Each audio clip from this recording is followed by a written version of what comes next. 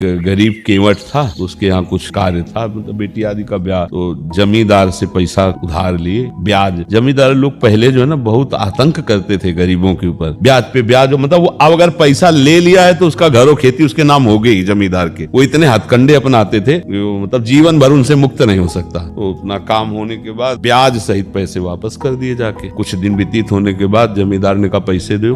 मालिक हम आप ही तो लिए, इसे झूठ बोलता है। अब तो जमींदार झूठ बोलता है, कहा मुकदमा लगा दिया, रिपोर्ट कर दी मुकदमा। तो जो न्यायाधीश ने पूछा कि तुमने पैसे दे दिए थे? कहा साहब। जमींदार ने तुरंत कहा बिल्कुल ही झूठा बोल रहा है, बिल्कुल नहीं दिया। तो अब वहाँ प्रमाण चाहिए। कौन देख रहा था? भगवान को मानता तो था ही। उसने कहा रघुनाथ जी हमारे देख रहे थे कि हमने आपको पैसे दिए। तो जज ने कहा अगली तारीख हम निश्चित करते हैं, अपने रघुनाथ को लाना। बुला। अब वो थोड़ी समझ रहे किसी रघुनाथ का नाम होगा, किसी जनरल आदमी। बोले हाँ साहब वही देख रहे थे, वही आप गवाही देंगे। पक्का उसको विश्वास था कि भगवान आएंगे। दूसरे दिन तारीख में पहुंचा, कहा है तुम्हारा गवाही? और जमींदार जानता था कि कोई तो था नहीं वहाँ, ये केवल अपनी बात को कह रहा है। उसको क्या पता था कि भगवान सर्वव्यापी उसकी बात सुन। उसको दृढ़ निश्चय था कि मुझ गरीब को इस बात को भगवान ने देखा और वही, और निश्चित भगवान आएंगे। तो कहा कहाँ है तुम्हारा? तो बोले बुलाओ, जैसे रघुनाथ हाजिर हो। ले लठिया। हाँ सरकार, पहला दर्शन इस आदमी कर रहा है भगवान। जमींदार तुमको हमने कब देखा? कौन है तू? कहाँ से? भगवान ही थे ना। बोले अमुक अलमारी में रजिस्टर नंबर अमुक में अमुक अमुक नंबर के नोट अब भी रखे हैं, हमने देखा है। उसी समय आदमी भेजे गए रजिस्टर से नोट। अब तो गवाही पक्की। बस वो निकला और भगवान का